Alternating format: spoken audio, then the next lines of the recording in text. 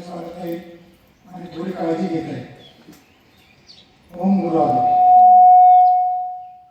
Corona आपल्यासाठी trial होऊन गेले.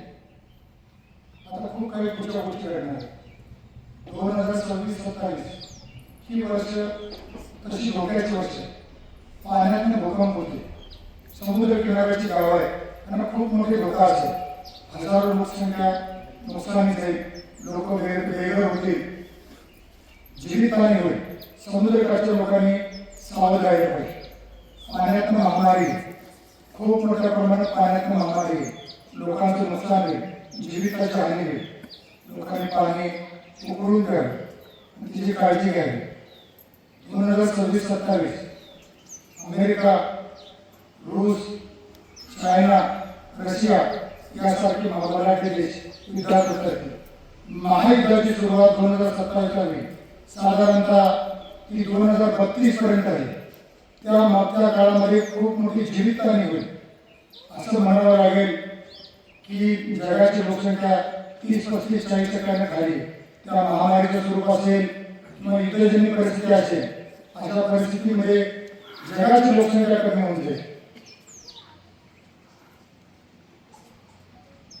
2027 पुढची धोक्याची घंटा गुगल, बँकिंग, लाईट हे सगळं बंद पडणार.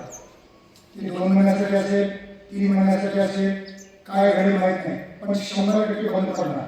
ही महाराजांच्या आज्ञेनं ही 100% बंद पडणार. लोकांनी पैसे साठवून ठेवावे. त्यावेळी पैशाची खूप मोठी टंचाई असेल. माणसांनी पैसे कॅशमध्ये पैसे साठवून ठेवावे. गुरुमार्गी जे असतील, समाधानी राहतील, ते टिकतील. माणसाने ध्यान धारणा, योग साधना याच्यावर गुरुची कृपा आहे, तो माणूस चालून जाईल.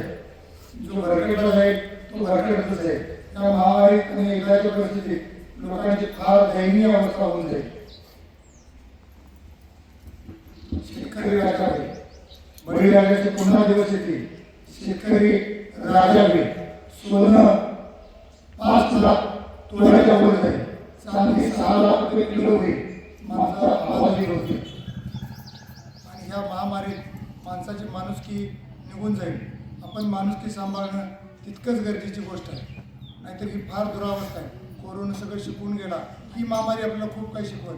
त्यासाठी माणुसकी ही सांभाळणं खूप गरजेची गोष्ट आहे. समाजाची ही दुर्दैवी अवस्था आहे.